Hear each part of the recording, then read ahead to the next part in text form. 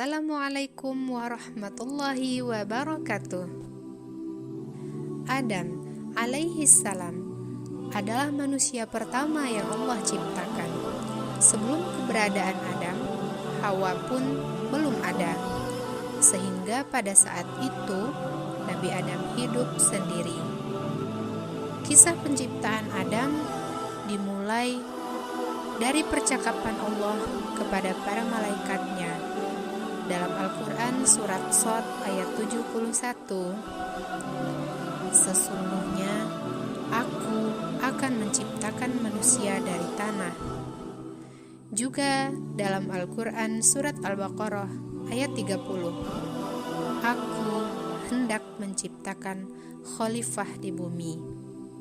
Pada waktu itu terjadilah protes dari malaikat, sehingga malaikat tidak menyetujui hal tersebut.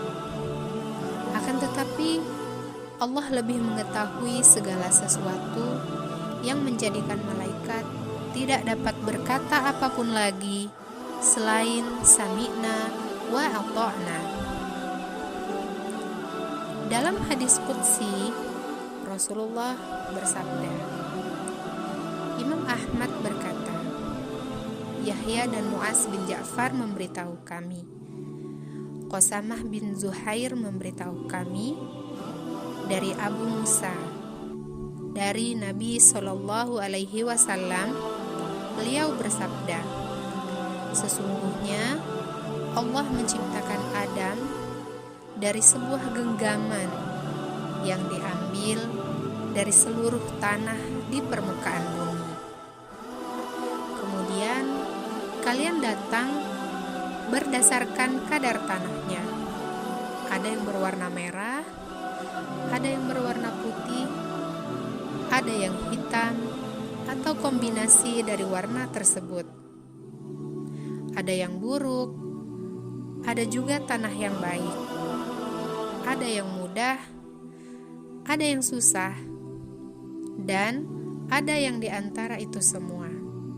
Hadis berikutnya, hadis riwayat Asy-Sya'di menyebutkan dari Abu Malik, dari Abu Sholih, dari Ibnu Abbas, Allah memerintahkan malaikat Jibril, wahai Jibril, turunlah engkau ke bumi, ambil tanah dari seluruh muka bumi ini untuk aku jadikan bahan penciptaan manusia. Lalu malaikat Jibril turun.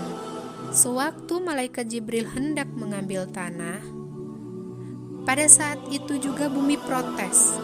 Bumi berkata, wahai Jibril, mengapa engkau hendak mengurangi aku? Jibril menjawab, aku diperintah Allah untuk mengambilmu. Tanah berkata lagi, tidak bisa Jibril. Aku berlindung kepada Allah dari engkau menyakiti aku. Jibril pun kembali ke hadapan Allah dengan kegagalan, sehingga tidak mengherankan bahwa apabila seorang anak Adam ruhnya sudah bersatu dengan bumi, maka timbullah sifat kikirnya. Terbukti ketika malaikat Jibril hanya meminta bagian sedikit, namun bumi tidak mengizinkannya. Disinilah letak pembelajaran dari bagian kegagalan malaikat Jibril atas keberatan dari bumi. Padahal jelas-jelas malaikat Jibril melakukan tugas tersebut berdasarkan perintah Allah. Allah lalu mengutus malaikat Mikail sebagai kandidat kedua setelah Jibril. Atas kegagalan Jibril, Allah tidak marah sama sekali. Hikmah dari bagian hadis ini adalah bahwa agar pada saat bertindak di bidang apapun, jangan sekali-sekali marah apabila perintah atau wewenang tidak terlaksana, terutama ketika menjadi orang tua atau pemimpin. Malaikat Jibril pada saat itu sampai di bumi dan hendak mengambil sebagian dari tanahnya. Maka bumi kembali protes dengan perkataan yang sama, bahwa jangan kau kurangi aku, jangan kau sakiti aku, sesungguhnya aku berlindung kepada Allah. Malaikat Mikail pun kembali ke hadapan Allah dengan tanpa membawa tanah. Akhirnya Allah pun mengutus malaikat Israel. Israel ambil tanah dari permukaan bumi. Demikian perintah Allah. Malaikat Israel pun mengambil paksa tanah. Dia tidak peduli akan protes dari bumi. Seperti biasa, bumi menjerit, "Aku berlindung kepada Allah dari engkau menyakiti aku." Menjawab malaikat Israel, "Aku pun tidak akan kembali kepada Allah sebelum aku melaksanakan perintah Allah." Disinilah kita mengetahui hubungan kedekatan kita dengan malaikat maut. Setelah tanah tersebut sampai ke tangan Allah, kemudian tanah-tanah beraneka ragam tersebut dicampur menjadi satu. Sesungguhnya aku akan menciptakan manusia dari tanah. Al-Quran Surat Shad ayat 71-72. Ketika jasad Nabi Adam terbentuk, Allah tidak langsung meniupkan ruh. Terlebih dahulu, Allah biarkan jasad Adam tersebut diangin-anginkan agar semakin matang selama 40 tahun lamanya. Disinilah hikmahnya kita mengetahui dari hadis qudsi bahwasannya manusia berubah setelah 40 tahun. Jika sempat menjadi baik, maka insya Allah masuk surga. Melihat jasad Adam yang demikian itu, terjadilah percakapan antara malaikat dan Azazil. Para malaikat terheran-heran melihat jasad tersebut. Dikarenakan Azazil dekat dengan Allah, maka segala sesuatu yang akan disampaikan malaikat pasti terlebih dahulu mengkonsultasikannya kepada Azazil. Malaikat berkata, "Azazil." Menjawab Azazil, "Iya." "Ada apa?"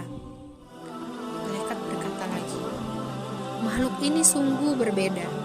Kami takut melihat jasad ini." Azazil menjawab, "Jangan takut. Aku akan mencoba makhluk ini. Apa sebetulnya dia?" Maka iblis ini lalu masuk melalui lubang hidung Nabi Adam dan tembus ke lubang ekor. Keluar dari sana iblis berkata, "Memang aneh, sungguh tak bisa aku kuasai." Jadi, sebetulnya secara fitrah memang manusia tidak bisa dikuasai iblis atau jin dan setan berikut bala tentaranya.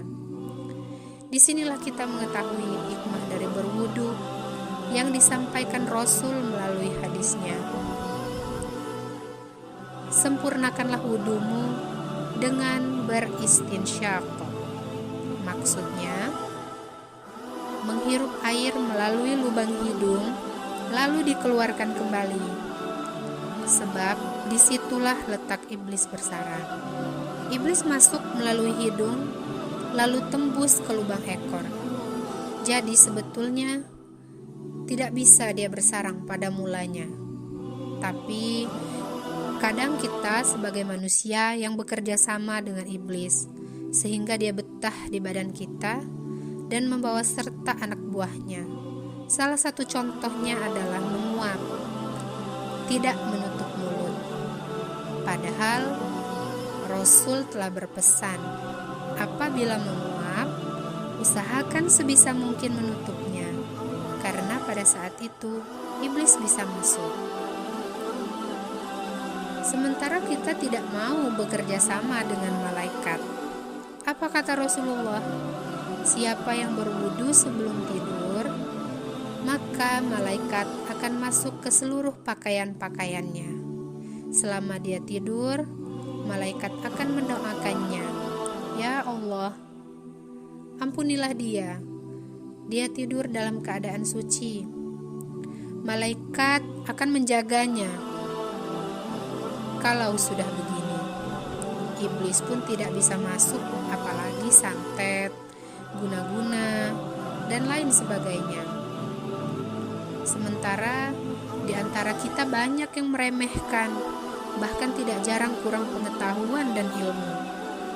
Sehingga kadang-kadang jangankan berwudu, tidur pun bahkan dalam keadaan kotor karena saking capeknya. Sehingga pada akhirnya suka mimpi buruk, dikejar setan dan lain sebagainya. Padahal sudah rajin sholat. Nah, disinilah kadang yang membuat kita menjadi bingung. Jadi bagaimana solusinya jika terlanjur mimpi buruk? Rasulullah bersabda, yang pertama, baca ta'awuz 3 kali.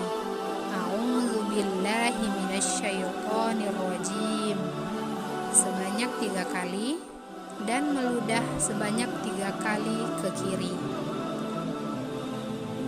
Hanya sebatas isyarat saja.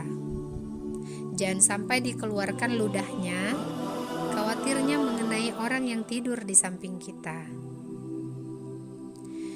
Kemudian kata Rasulullah, kalau kita mimpi buruk, jangan pernah menceritakan mimpi tersebut kepada orang lain, karena akan berdampak tidak baik untuk orang yang bermimpi tadi, sebab bisa jadi orang yang menjadi tempat bercerita justru menafsirkan dan menduga-duga maksud dari mimpi tersebut ke arah hal-hal yang sifatnya khurafat.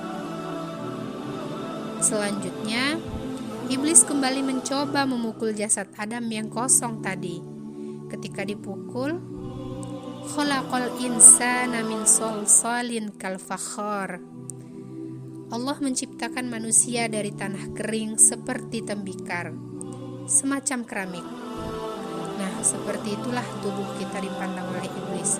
Keras, sangat keras. Artinya kita ini sangat kokoh dan iblis tidak mampu menguasai. Demikianlah dia coba memukul, tapi rupanya jasad Nabi Adam tersebut sekeras tembikar. Wallahu a'lam bishawab.